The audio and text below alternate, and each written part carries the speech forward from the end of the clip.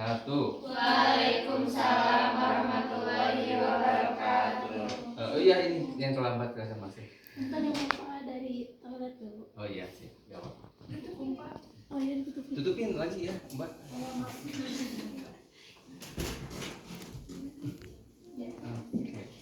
Oke.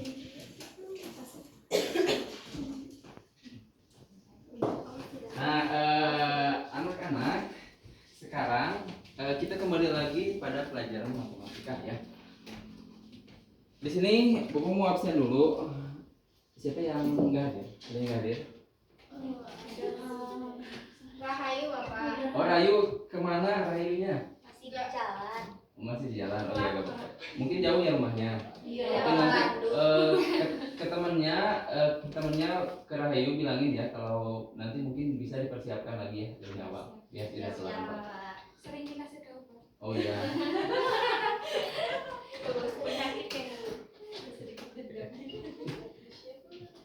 Sekarang saja ya. Di sini kalian udah belajar ya kemarin tentang persamaan. Pencapaiannya peserta didik dapat membedakan fungsi nonlinear dari fungsi linear secara grafik serta menyelesaikan persamaan dan ketidaksamaan linear. Ya. Ini secara umum. Kemudian ini tujuan secara spesifiknya yang akan kita lakukan pada hari ini ya. Di sini melalui simulator, saya sudah buat simulatornya ya menggunakan cloud. Kalian dapat menganalisis pengaruh M terhadap kemiringan grafik dengan tepat, dan dengan simulator pula kalian bisa menentukan hubungan antara C dengan titik potong 9. Oke. Nah, di sini kita lihat ada gambar jalan, kelihatan nggak? Kelihatan. Nah, kenapa tidak dibuat lurus aja? Karena kalau belok-belok itu bisa menampung lebih banyak kendaraan yang lewat. Oh, kurang tepat ya. Mungkin yang laki-laki ini kenapa? Biar gak ngantuk saya. Very Kalau lulus kan takutnya ngantuk gitu kan. Ada lagi? Biar gak terlalu curam, takutnya gak bisa naik Pak. Oh iya, betul sekali ya ini. Siapa namanya? Elsa Pak. Oh, Elsa, bagus sekali ya. Ya betul ya. Kenapa? Karena kalau misalkan semakin jauh nanti tidak langsung curam ya, atau menimbulkan tingkat kecelakaan itu tinggi. Jadi emang didesain seperti ini ya, agar tidak terlalu bahaya. Oke. Hal ini ada kaitannya dengan matematika yang akan kita pelajari ya. Di sini lihat grafik ini. Nah, di sini ini yang normalnya ya. Ketika ketinggiannya itu lebih curam, agar tidak terlalu curam kita harus memperpanjang jarak ininya. Tahu data ini. Dan tidak lain, hal ini dalam matematika disebut dengan gradien atau kemiringan atau perbandingan antara delta Y dengan delta X. Oke. Nah, sekarang sekarang yang akan kita lakukan adalah pertama kalian akan scan QR code ini ya. Kemudian misalkan LKPD, bisa juga kalian menganalisis atau perubahan grafik menggunakan simulatornya. Kemudian kalian akan melakukan LKPD, kemudian salah satu orangnya akan presentasi, kemudian akan saya klarifikasi, dan terakhir sumatif. Itu adalah langkah-langkah pelajaran yang akan kita lakukan hari ini. Oke. Ini bentuk umum persamaan garis lurus ya, yaitu Y sama dengan MX plus C. Sini boleh di QR code.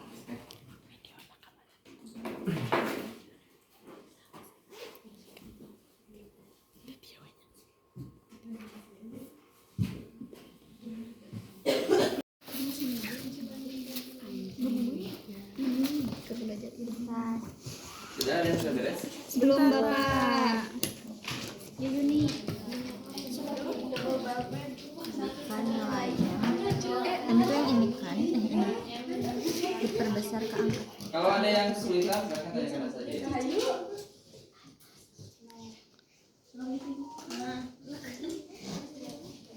Terus C-nya 0. Apa yang menunjukkan nilai M diperbesar ke arah positif? Itu biasanya. Oh. Kemiringannya berarti memotong titik panjang. Maaf ya. Bentar. Atur nilai C di 0. Apa yang terjadi jika M diperbesar? Yang pasti berarti grafik semakin Curang. grafik semakin terjadi jika nilai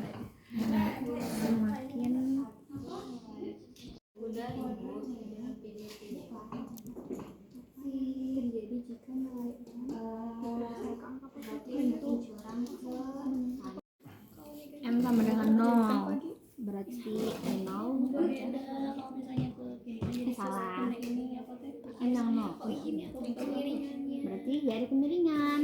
Ketika jalan Iya lah, memang. Tidak ada kemiringan.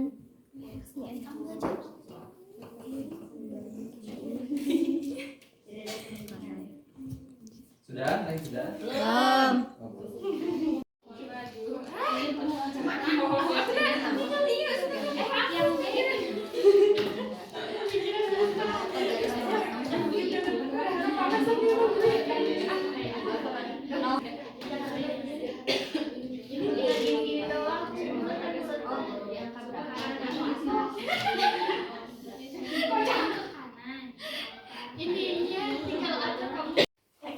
Assalamualaikum warahmatullahi wabarakatuh.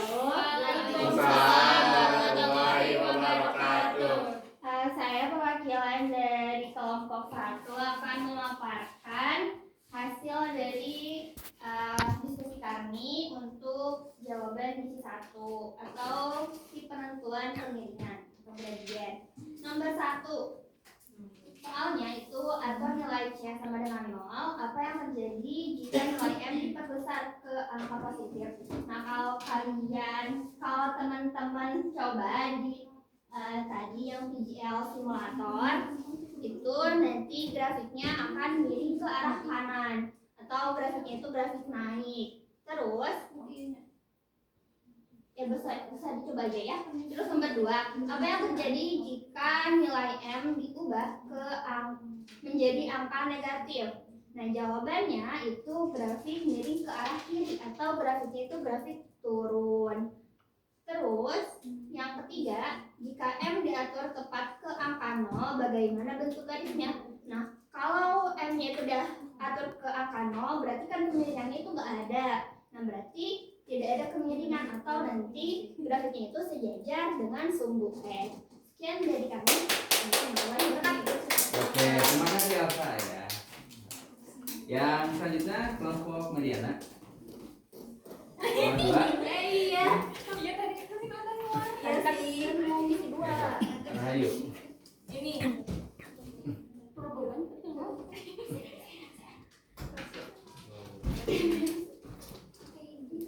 Oh ya, nanti saya ada buka. Sekalian. Nah, yang misi sebelumnya perkenalkan kita dari kelompok 2 menjawab misi yang kedua, yaitu si penentu titik potong atau konstanta C. Nomor 1 soalnya itu adalah atur M sama dengan 1 atau tetap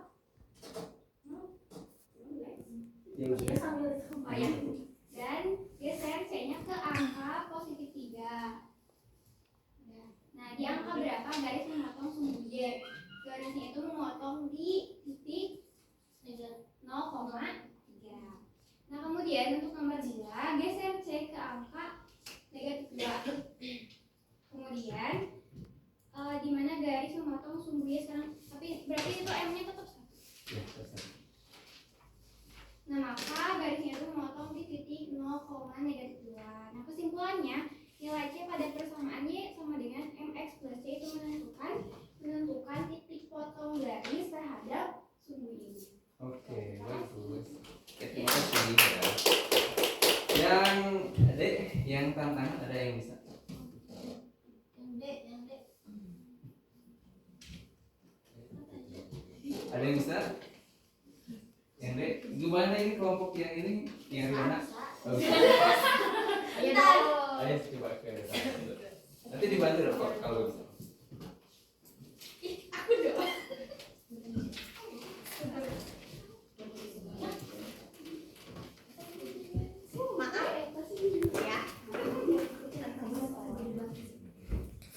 Assalamualaikum warahmatullahi wabarakatuh. Sebelumnya perkenalkan saya Dena Rahayu dari kelompok sana. Akan melanjutkan jawab presentasi dari jawaban poin D di LKPD. Untuk D itu kan tantangan prediksi tanpa simulator. Nah, untuk garis Y sama dengan min 5x ditambah 2 akan miring ke arah mana? Apakah turun ke kiri atau naik kanan? Jawabannya itu turun atau miring ke arah kiri. Terus untuk yang kedua, antara Y sama dengan 2x ditambah 1 dan Y sama dengan 6x ditambah 1, mana yang lebih tegak atau curam? Yang lebih tegak atau lebih curam itu yang Y sama dengan 6x ditambah 1. Terus tadi juga dibuktikan pakai simulator. Ini kan tadi nebak dulu ya. Nah, pas di simulator juga betul. Terus yang ketiga, garis Y sama dengan 4x dikurangi 7 akan memotong sumbu Y di angka negatif 7. Karena melihat dari misi yang kedua, ketika M-nya itu sama dengan ketika C-nya itu sama dengan plus 3, ternyata memotongnya itu di positif 3, dan ketika C-nya itu di negatif 2, dia memotong sumbu Y di negatif 2. Begitupun dengan nomor 3, ketika Y-nya itu sama dengan 4x dikurangi 7, berarti akan memotong sumbu Y di angka negatif 7 atau nilai C-nya. Kemudian nomor 4, komponen apa yang mempengaruhi pergeseran garis Y sama dengan mx ditambah secara vertikal? Itu nilai M-nya. Karena semakin positif atau semakin negatif itu akan semakin curam atau semakin vertikal. Nah, kalau untuk yang kelima, kalau melihat dari nomor 3 misi pertama, ini kan komponen apa yang mempengaruhi pergeseran garis Y sama dengan mx ditambah C secara horizontal? Pergeseran garisnya. Nomor 4 nomor 5. Oke ya, mungkin itu ya. Sini saya jelaskan deh nomor 5. Sini kalau kita punya grafik kayak gini ya. Misalkan di sini ada 3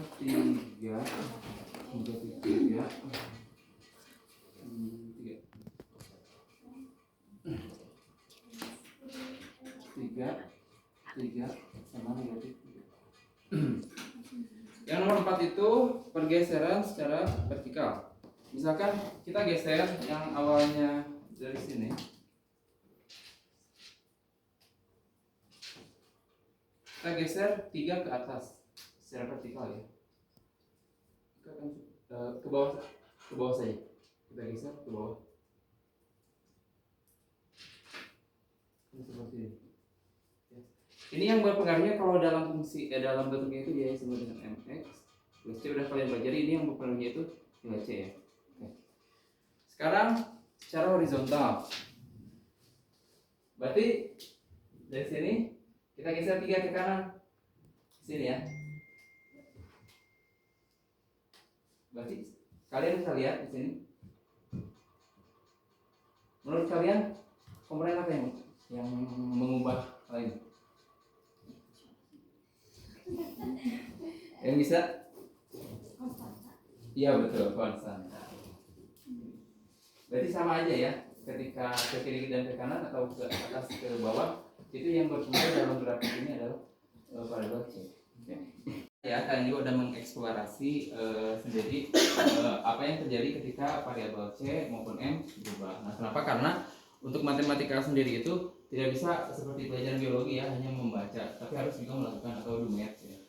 Nah, sekarang untuk mengetahui kemampuan kalian di sini akan dilaksanakan tes summatif ya. Boleh di scan ini.